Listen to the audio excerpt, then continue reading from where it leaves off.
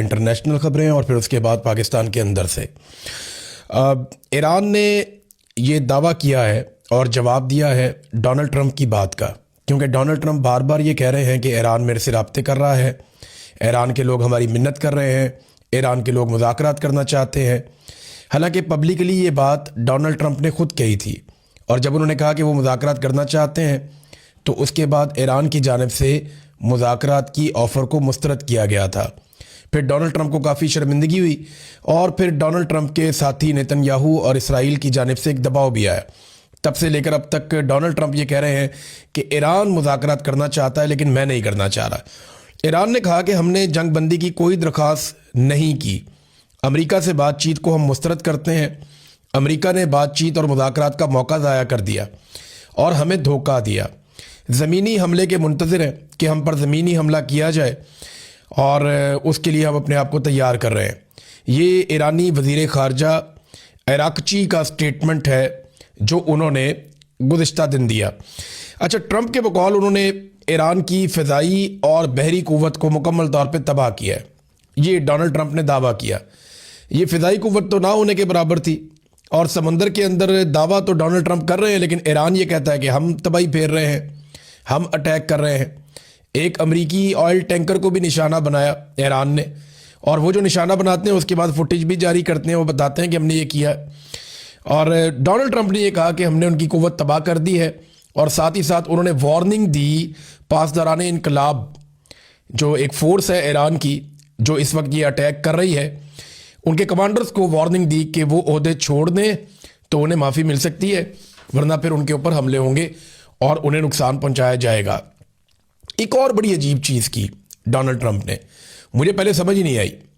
Donald Trump نے کہا کہ جو نیا سپریم لیڈر منتخب کیا گیا ایران میں، مجتبیٰ خامنئی، آیت اللہ خامنئی کے بیٹے ہیں، ان کے بارے میں ڈونلڈ ٹرمپ نے کہا جی کہ مجھے وہ قبول نہیں ہے، خامنئی کا بیٹا، اور ساتھ انہوں نے یہ کہا کہ نئے سپریم لیڈر کے انتخاب میں مجھے شامل کیا جائے۔ یعنی وہ جو کمیٹی ہے جو فیصلہ کرتی ہے کہ نیا سپریم لیڈر ایران کا کون ہوگا، ڈونلڈ ٹرمپ کہتے ہیں کہ اس کے انتخاب میں مجھے شامل کیا جائے، میں بتاؤں گا کسے ایران کا سپریم لیڈر بنانا ہے۔ اب معاملہ یہ ہے کہ یہ تو ان کا بڑا مذہبی معاملہ ہے، اور ان کا اپنا ذاتی اندرونی معاملہ ہے اور اپنا طریقہ کار ہے۔ اب اس میں ڈونلڈ ٹرمپ مداخلت کیسے کر سکتے ہیں؟ دیکھیں، اسی کو بولتے ہیں رجیم چینج۔ ڈونلڈ ٹرمپ چاہتے ہیں کہ ان کی مرضی سے ہو جائے، لیکن ایران اس کے بارے میں کچھ ماننے کو تیار نہیں ہے۔ کچھ خبریں ایسی بھی آئی ہیں کہ نیتن یاہو کو تشویش ہوئی ہے اسرائیل کو، اور انہوں نے امریکی حکومت سے اس کے بارے میں سوالات بھی کیے۔ خاص طور پہ ڈونلڈ ٹرمپ سے پوچھا ہے کہ جناب، ہمیں یہ پتہ چل رہا ہے کہ آپ کسی اور سورس کے ذریعے سے ایران کو انگیج کر رہے ہیں۔ یہ بات نا اسرائیل کے لیے بہت پریشان کن ہے کہ اگر امریکہ اس لڑائی میں سے نکل جاتا ہے تو پھر ایران اسرائیل کو دھو کر رکھ دے گا۔ اسرائیل کی پوری کوشش ہوگی کہ اگر امریکہ اس لڑائی کو بند کرتا ہے تو اسرائیل کے ساتھ بھی ایران کی مکمل جنگ بندی ہو اور اسرائیل کو ایران سے مکمل تحفظ دیا جائے۔ یہ بات ہم سب نے دیکھ لی ہے، اور ہم سب کو اس بات پہ یقین ہے کہ اگر 1 on 1 لڑائی ہو، امریکہ بیچ میں نہ ہو، تو اسرائیل کی درگت بنا سکتا ہے ایران۔ یہ تو ہم نے دیکھ لیا، ہمیں آئیڈیا ہو گیا کہ جس قسم کی اس کے پاس طاقت ہے میزائلوں کی، ڈرونز کی، ان کے ذریعے سے وہ اسرائیل کے لیے بڑے مسائل پیدا کر سکتا ہے، بلکہ پھر حزب اللہ بھی شامل ہو جاتی ہے، حماس بھی شامل ہو جاتی ہے، دیگر تنظیمیں بھی شامل ہو جاتی ہیں، تو اسرائیل کے لیے پرابلم بڑھ جاتی ہے اگر امریکہ نہ ہو تو امریکہ کا نکلنا ہی اسرائیل کے لیے ڈراؤنا خواب ہے۔ کچھ تجزیہ کار یہ کہہ رہے ہیں کہ انڈیا کو ایک سیکنڈ آپشن کے طور پہ رکھا گیا ہے اسرائیل کی جانب سے، اور اسی لیے نریندر مودی نے بڑی جپیاں شپیاں ڈالی تھیں نیتن یاہو کے ساتھ، اور بہت سارے ٹویٹ بھی کیے تھے، بہت ساری یادگاری باتیں بھی کی تھیں۔ اب اس میں ایک ایرانی سفیر ہے، انہوں نے بھی سٹیٹمنٹ دیا انڈیا کے حوالے سے کہ انڈیا نے نہ تو معافی مانگی ہے، نہ کوئی رابطہ کیا ہے۔ حالانکہ انڈیا کے مہمان تھے جو نیوی کے لوگ ایران کے آئے ہوئے تھے، فوجی، اور ان کا شپ وہاں پہ موجود تھا، اسے ڈبو دیا گیا اور بہت بڑی تعداد میں لوگوں کا قتل عام کیا گیا امریکہ کی جانب سے۔ تو نہ امریکہ کی مذمت کی، نہ ایران کے ساتھ تعزیت کی، اور وہ کوئی رابطہ کر نہیں رہے۔ تو جب ایرانی سفیر سے پوچھا گیا، انہوں نے کہا جی یہ بات تو پھر آپ انڈیا سے پوچھیں نا، ہم سے نہ پوچھیں۔ تو انڈیا کے ایران کے ساتھ تعلقات کافی خراب ہوئے ہیں، اور ممکن ہے کہ اسرائیل نے ایک آپشن کے طور پہ انڈیا کو واقعی رکھا ہو، جیسا کہ کچھ تجزیہ کار دعویٰ کر رہے ہیں۔ ناظرین، سعودی عرب کی خلیجی ممالک میں ایک لیڈنگ پوزیشن ہے، اس سے کوئی انکار نہیں کر سکتا۔ یعنی سعودی عرب سے بہتر پوزیشن خلیجی ممالک میں کسی کی نہیں ہے، اور سب سے بڑا ملک بھی وہی ہے، رقبہ بھی بہت زیادہ ہے سعودی عرب کا، اور ساتھ میں خانہ کعبہ وہاں پہ ہے، مسجد نبوی وہاں پہ ہے، تو اس وجہ سے بھی خادمین حرمین شریفین ہونے کی وجہ سے بھی سعودی حکمرانوں کو ایک الگ سے حیثیت حاصل ہے۔ تو سعودی عرب نے ایک سٹیٹمنٹ دیا ایک مرتبہ پھر، انہوں نے کہا جی اپنی سرزمین ایران کے خلاف استعمال نہیں ہونے دیں گے، نہ فضا، نہ سمندر، نہ زمین۔ یہ سعودی عرب کا سٹیٹمنٹ ہے، اس پہ ایران نے ان کا شکریہ ادا کیا سعودی عرب کا۔ دیکھیں اس سے پہلے سعودی سرزمین استعمال ہوئی ہے اور سعودی عرب میں امریکی اڈے موجود ہیں۔ اب جب انہوں نے سرزمین استعمال کی تو وہ امریکی اڈوں کے اوپر اٹیک کیا ایران نے، تو سعودی عرب نے اب یہ کہا کہ وہ اپنی سرزمین کو استعمال نہیں ہونے دیں گے ایران کے خلاف۔ یہ ایران کے لیے بڑی پازیٹیو چیز ہے، اور یہ سٹیٹمنٹ تب آیا جب سعودی عرب کے اندر ایران نے کافی اپنے ٹارگٹ ہٹ کیے ہیں، اور کچھ سعودی عرب کے اندر ایسے ٹارگٹ ہٹ ہوئے ہیں جن کے بارے میں ایران کہتا ہے کہ یہ ہم نے نہیں کیا۔ لیکن پہلے آپ یہ لے لیں کہ سعودی عرب کہہ کیا رہا ہے اور معاملہ ہے کیا۔ دیکھیں سعودی عرب کے کچھ سورسز، حتیٰ کہ سعودی عرب کے جو باخبر صحافی ہیں، وہ بھی اب یہ دعویٰ کر رہے ہیں، اور سعودی عرب میں کوئی صحافی اپنے سے دعویٰ کر نہیں سکتا، سعودی حکومت اس معاملے میں بہت سخت ہے۔ آپ کوئی ایسی خبر دے نہیں سکتے سعودی عرب میں جس سے وہاں کی حکومت اختلاف کرتی ہو۔ تو سعودی صحافی اگر کوئی بات کرتے ہیں تو اس کا مطلب یہ ہے کہ سعودی گورنمنٹ کی بھی لگ بھگ یہی بات ہے، اور سعودیہ کے سابق جو انٹیلیجنس چیف ہیں انہوں نے بھی یہی بات کی تھی۔ پہلے آپ یہ دیکھ لیں کہ جو سعودی وزیر خارجہ ہے ان کا سٹیٹمنٹ کیا ہے۔ وہ یہ کہتے ہیں کہ انتہا پسند اسرائیلی حکومت امن نہیں بلکہ تشدد اور تباہی کی خواہاں ہے، یعنی تشدد کرنا چاہتے ہیں، تباہی پھیلانا چاہتے ہیں، یہ ان کا امن سے کوئی تعلق نہیں ہے اسرائیلیوں کا۔ اور یہ بات غزہ میں بھی واضح تھی، یہ سعودی وزیر خارجہ کا سٹیٹمنٹ ہے۔ اب سعودی عرب کے سورسز اور وہاں کے صحافی یہ دعوے کر رہے ہیں کہ ابتدائی تحقیقات جو کی گئی ہیں سعودی عرب میں اور دیگر گلف ممالک میں، ان میں پتہ چلتا ہے کہ گلف ممالک پر ہونے والے تمام حملے ایران نے نہیں کیے، یعنی کوئی اور بھی ہے جو گلف ممالک میں حملے کر رہا ہے۔ اور اس پہ انہوں نے فردر یہ کہا کہ خدشہ ہے کہ اسرائیل اور امریکہ نے گلف کو جنگ کے اندر گھسیٹنے کی کوشش کی ہے، یعنی یہ حملے اس طریقے سے کیے گئے ہیں کہ جو عرب ممالک ہیں یا خلیجی ممالک ہیں یا گلف کنٹریز ہیں وہ اس جنگ کے اندر کھنچے چلے ہیں اور ان کو مجبور کیا جائے کہ وہ اس جنگ کا حصہ بنے۔ یہ بڑی الارمنگ چیز ہے، اور یہ اب تحقیقات ہو رہی ہے نا، ابتدائی طور پہ تو پتہ چل رہا ہے کہ ایران نے جو اٹیک کیے وہ تو صرف امریکنز پہ کیے ہیں، امریکن ایمبیسی پہ کر دیا، سی آئی اے کے آفس پہ کر دیا، امریکن ریڈارز کے اوپر کر دیا، ان کے کمیونیکیشن کے سسٹم کے اوپر کر دیا، سمندر میں ان کا کوئی ایسٹ ہے تو وہاں پہ کر دیا، جو امریکہ کے پاس بیسز ہیں وہاں پہ اٹیک کر دیا، وہ تو بہت تباہی پھیری ہے۔ اب ان کی جو ہے وہ سیٹلائٹ فوٹیجز آ رہی ہیں، اس پہ امریکہ کو بڑی تشویش ہے۔ اب چین بھی وہ سیٹلائٹ رکھتا ہے، رشیا بھی رکھتا ہے، تو دنیا کو مل تو جاتی ہے۔ سی این این سے بہت تنگ ہے، کچھ اور میڈیا ہاؤسز ہیں، الجزیرہ، ان سے وہ بہت تنگ ہے کہ یہ پوری دنیا کو دکھا رہے ہیں کہ امریکن بیسز کو تباہ کیا گیا ہے ڈرون سے اور میزائلوں سے۔ تو یہ امریکہ کے لیے جو سپر پاور اپنے آپ کو کہتا ہے اس کے لیے اس میں سبکی اور شرمندگی والی بات تو ہے۔ ایک اور ناظرین بڑی تشویشناک خبر آئی ہے، یہ امریکہ سے آئی ہے۔ اس سے پہلے میں نے کچھ اسرائیلیوں کو یہ بات کرتے ہوئے سنا بھی، اور ان کے میں نے کلپس دیکھے۔ اس کے بعد جو امریکی صحافی ہیں جن کا میں نے پہلے بھی ذکر کیا تھا، یہ ٹکر کارلسن، انہوں نے ایک بڑی الارمنگ قسم کی خبر دی ہے، اور یہ خبر پہلے بھی موجود تھی لیکن اب کیونکہ اس کی تصدیق ہوتی چلی جا رہی ہے تو میں آپ کے ساتھ شیئر کر رہا ہوں کہ مسجد اقصیٰ کو شہید کرنے کا منصوبہ ہے۔ جس طرح گلف کنٹریز میں ادھر ادھر سے میزائل آ کر لگے ہیں نا، ایسے ہی کہیں سے کوئی میزائل آ کر مسجد اقصیٰ پہ لگ سکتا ہے، اور مسجد اقصیٰ کو شہید کرنے کے بعد اس کا الزام لگا دیا جائے گا ایران پہ، تاکہ عرب ممالک یا گلف کنٹریز مل کر ایران کے اوپر اٹیک کریں اور یہ آپس میں لڑنے لگے۔ اور پلان یہ ہے کہ بعد میں یہاں پہ تھرڈ ٹیمپل تعمیر کیا جائے۔ یہ امریکہ کے جو وزیر جنگ ہیں وہ یہ سٹیٹمنٹ پہلے دے چکے ہیں، امریکنز یہ بارہا کہہ چکے ہیں، اور یہ بات اسرائیلی بھی بارہا کہہ چکے ہیں کہ وہ یہاں پہ ٹیمپل تعمیر کرنا چاہتے ہیں جہاں پہ مسجد اقصیٰ ہے، کہ مسجد اقصیٰ کو ہٹایا جائے اور یہاں پہ ٹیمپل تعمیر کیا جائے۔ اب اس جنگ کے بہانے جب ایران میزائل مار رہا ہے تو یہ کیا جا سکتا ہے، اس کے بارے میں دعویٰ کیا گیا، اور یہ امریکی صحافی نے یہ خبر دی ہے۔ یہ بڑا الارمنگ ہے، اس کے اوپر سب کو بات کرنی پڑے گی، اور یہ رسپانسبلٹی مسجد اقصیٰ کی سب کو لینی پڑے گی، کیونکہ اس کے ساتھ مسلمانوں کے جذبات جڑے ہوئے ہیں۔ ایرانی حملوں کی شدت کیسی ہے اس کے بارے میں کچھ آپ کے سامنے رکھنا چاہتا ہوں، کیونکہ کچھ دعوے سامنے آ رہے ہیں کہ شدت کم ہوئی ہے، تو یہ بات بالکل ٹھیک ہے۔ جب شروع کا دن تھا تب ایران نے بڑا زبردست ریٹیلیٹ کیا تھا. ہفتے والے دن ایران نے بڑے شدید حملے کیے تھے اور سینکڑوں میزائل اور ڈرونز داغ دیے تھے.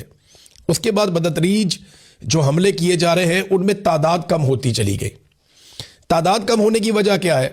دیکھیں، ایک تو پہلے دن خامنائی کو شہید کیا گیا تھا اور بچیوں کی بہت بڑی تعداد شہید ہو گئی تھی، تو وہ انسٹنٹ ری ایکشن تھا جس میں ایران نے بڑا شدید حملہ کیا تھا اور اپنے بہت سارے ہتھیار چلا دیے تھے پہلے دن. پھر امریکی اڈے اس وقت پوری طرح سے فنکشنل تھے، تو اس وقت ان اڈوں کے اوپر بڑی بھاری بمباری کی گئی تھی. اب زیادہ امریکن یہاں پہ نہیں ہے، بہت سارے امریکن نکل گئے ہیں، انہوں نے بہت ساری جگہیں خالی کر دی ہیں، تو اب ہتھیار یہاں پہ استعمال کم کیے جا رہے ہیں. ایک یہ وجہ بھی ہے. تیسرا یہ ہے کہ ٹارگٹ کا تعین پہلے ہو چکا تھا کہ یہ ٹارگٹس ہیں، ان کو لاک کیا ہوا تھا، جیسے ہی وقت آئے گا تو ہم ان ٹارگٹس کو ہٹ کریں گے، اور یہی ہوا تھا. اور اب نئے ٹارگٹس جو ہیں نا وہ دور ہیں اور ایران کی وہاں تک رینج نہیں ہے. امریکن طیارے اب یہاں سے اڑ کے نہیں آ رہے، وہ اب دور سے آ رہے ہیں. انہیں یورپ میں، برطانیہ میں، جہاں جہاں پہ ان کو اڈے ملے ہیں وہ وہاں سے اپنی کارروائیاں اب کر رہے ہیں. اور جو ابراہم لنکن ان کا ایک شپ ہے وہ اس کو بھی دور لے گئے ہیں ایران کے میزائلوں کی رینج سے. تو اس کے ذریعے سے اب وہ دور سے اٹیک کرتے ہیں امریکنز.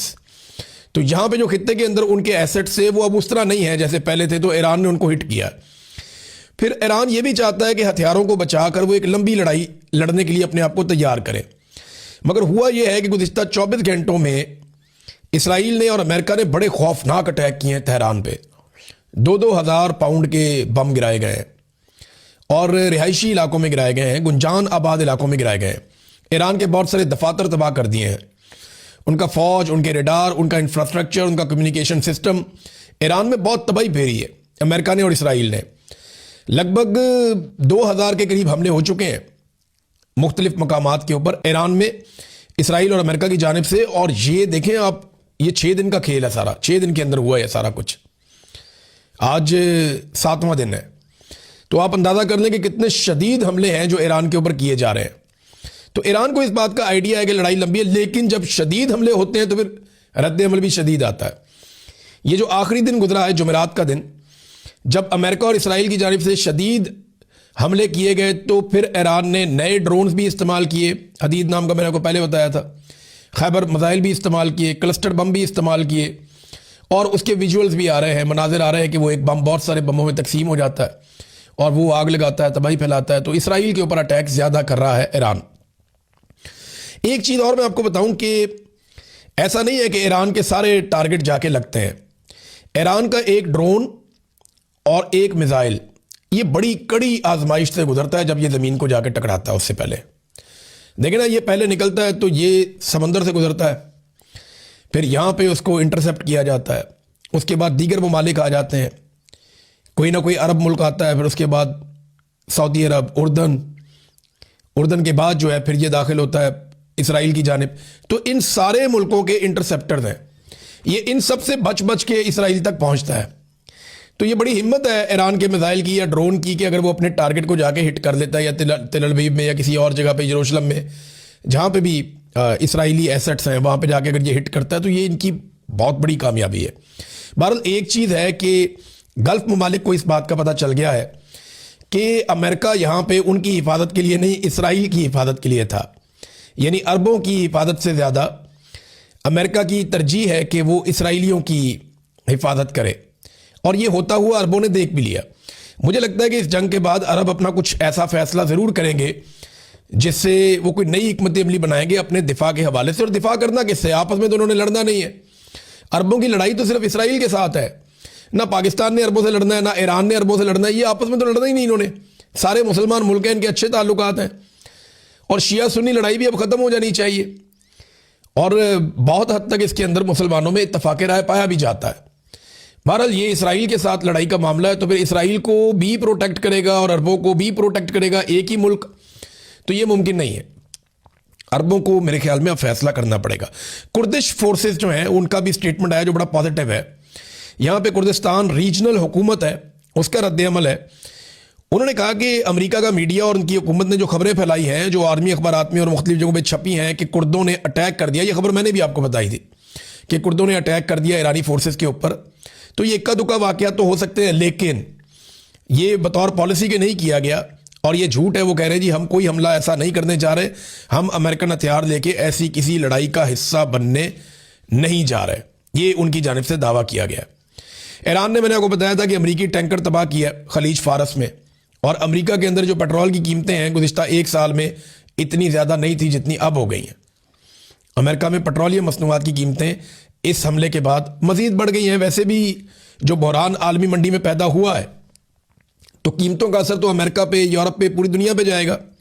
پاکستان میں پیٹرول کی قلت پیدا ہو گئی ہے. حکومت کوئی اور موقف دے رہی ہے. اوگرا کا موقف کچھ اور ہے، کہہ رہے جی بہت پیٹرول ہے ہمارے پاس، جبکہ ڈیلرز ہیں وہ الگ طرح کا بیان دے رہے ہیں کہ نہیں جی محدود ہے ہمارے پاس. عوام کے اندر بے چینی ہے، عوام دوڑ رہی ہے کہ جناب ہم اپنا پیٹرول اکٹھا کر لیں، یہ نہ ہو کہ ہم گھر بیٹھ جائیں. دوسرا، حکومت یہ سوچ رہی ہے کہ اسمارٹ لاک ڈاؤن لگا دیا جائے، لوگ زیادہ گھروں سے نکلے ہی نہ، پیٹرول کا کم سے کم استعمال کریں تاکہ جو پیٹرول ہے اس کو لمبے عرصے تک استعمال کیا جا سکے. اب ڈیلرز یہ چاہتے ہیں کہ وہ پیٹرول عوام کو نہ دیں اور پیٹرول کو روکیں تاکہ جیسے اس کی قیمت بڑھے تو وہ اس سے منافع بھی کما سکیں. تو پاکستان میں تو یہ چیز چل رہی ہے، جب بھی کوئی بحران آتا ہے تو اس سے فائدہ اٹھانے کی سب کوشش کرتے ہیں، اور پاکستانی حکمرانوں کی توجہ ان معاملات کی طرف نہیں ہے، ان کی توجہ کسی اور معاملے کی طرف. دنیا ان کا مذاق اڑاتی ہے.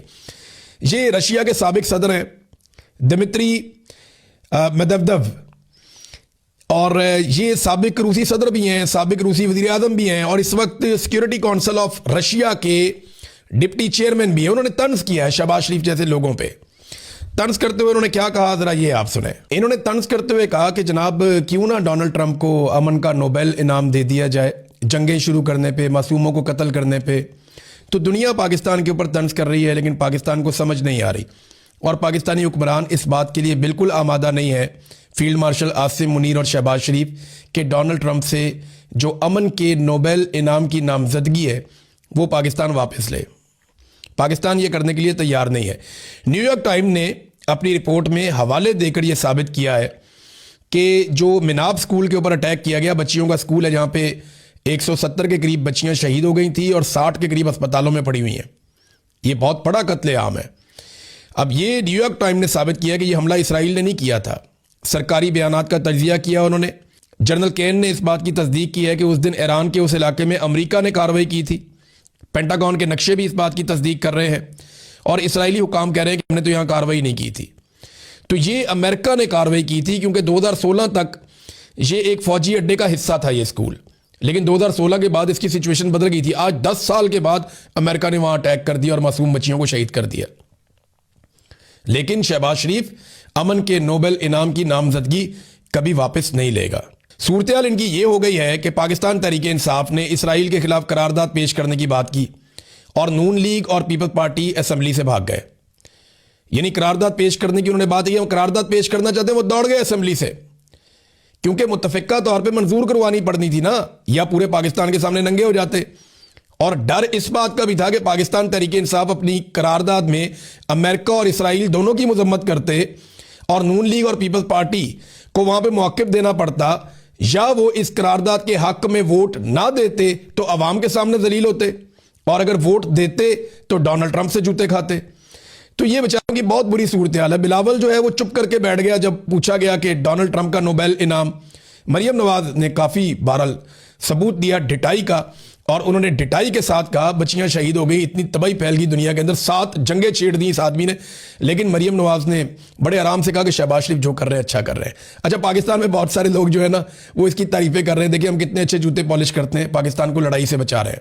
نہیں، وہ پاکستان کو لڑائی سے بچانے کے لیے جوتے پالش نہیں کر رہے، وہ اپنی حکومت بچانے کے لیے اور اپنا کیا ہوا ظلم چھپانے کے لیے، عمران خان کو جیل میں رکھنے کے لیے جوتے پالش کر رہے ہیں. ان کا کوئی عمل عمران خان کے بغیر نہیں ہے. ہر آئینی ترمیم، ہر فیصلہ، ہر چیز جو بھی قانون سازی یہ کرتے ہیں عمران خان کی وجہ سے کرتے ہیں. اسٹیبلشمنٹ کا مسئلہ آج بھی عمران خان ہے. ڈاکٹروں کی موجودگی میں عمران خان نے کہا ہے کہ یہ گیدڑ ہے، اور یہ پاکستان کی اسٹیبلشمنٹ کو سب کو مخاطب کرتے ہوئے عمران خان صاحب نے گیدڑ سے ان کو تشبیہ دی ہے. کچھ سورسز یہ بھی بتاتے ہیں، مجھے تھوڑے دن پہلے ایک دوست ہیں وہ کچھ لوگوں سے مل کر آئے پاکستان سے، اور انہوں نے مجھے بڑی رازداری سے ایک چیز بتائی تھی. میں ان کا نام نہیں لیتا، لیکن انہوں نے بتایا کہ عمران خان صاحب جیل ملاقاتوں میں عاصم منیر صاحب کے بارے میں کچھ اس طرح سے بات کرتے ہیں جس سے خوف پیدا ہو جاتا ہے، کیونکہ عمران خان صاحب بالکل ڈرے ہوئے نہیں ہیں. وہ بڑے بے باک ہو کر بات کرتے ہیں، حالانکہ ان کے لوگ باہر آ کے اس طرح بات نہیں کرتے. اور عاصم منیر کے بارے میں عمران خان صاحب نے جس انداز میں بات کی ہے، وہ ریکارڈنگز تو موجود ہیں ان لوگوں کے پاس، تو اس کے سننے کے بعد جو ہے وہ خوف پیدا ہو جاتا ہے. یہ بہت قریبی سورسز نے بتایا تھا. عمران خان صاحب نے اللہ رب العزت پہ توکل کر کے جیل کاٹ رہے ہیں. کسی اور پہ بھروسہ کرنے والا آدمی جو ہے وہ اتنا دلیر ہو ہی نہیں سکتا. جو اللہ پہ بھروسہ کر کے بیٹھا ہوگا نا کہ میں یہ کر لوں گا، میرا اللہ پہ بھروسہ ہے، تو وہی اتنا بہادر ہو سکتا ہے. عام آدمی یہ کر نہیں سکتا. میں سچویشن سے گزرا ہوں، میں جانتا ہوں اچھی طرح. یہ ہو نہیں سکتا جب تک کہ آدمی اللہ پہ بھروسہ نہ کرے. ناظرین، اب ایک چھوٹی چھوٹی دو خبریں میں آپ کو بتاؤں. ایک تو یہ ہے کہ ایران اپنے ملک میں پوری کوریج کرنے دے رہا ہے میڈیا کو کہ دکھاؤ جو دکھانا ہے. اسرائیل عالمی میڈیا کو منع کر رہا ہے کہ آپ ہماری تباہی اور بربادی جو ایران نے پھیری ہے وہ نہ دکھائیں. ایک تو دونوں میں یہ فرق ہے. دوسرا، ایران نے کہا ہے کہ چائنا اور رشیا ہماری مدد کرتے ہیں. ان کے وزیر خارجہ نے یہ بات کی ہے. اور چائنا کی جانب سے، ان کی پبلک کی جانب سے بار بار آفر کی جا رہی ہے امبیسی کے سٹاف کو ٹیلی فون کر کے کہ وہ عطیے دینا چاہتے ہیں، وہ پیسوں کے ذریعے سے ایران کی مدد کرنا چاہتے ہیں. تو اس پہ ایرانی ایمبیسی نے باقاعدہ ایک سٹیٹمنٹ جاری کیا ہے. انہوں نے کہا کہ چینی عوام مسلسل فون کر کے ایران کو عطیات دینے کی پیشکش کر رہے ہیں، جس پہ چین میں ہم نے شکریہ ادا کیا. ہمیں اس وقت مالی مدد کی ضرورت نہیں ہے. ہم چینی عوام کی حق پر مبنی حمایت پر ان کے شکر گزار ہیں.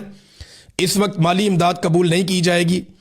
چین میں اسلامی جمہوریہ ایران کا سفارتخانہ مہذب اور انصاف پسند چین کے عوام کا تہہ دل سے شکریہ ادا کرتا ہے.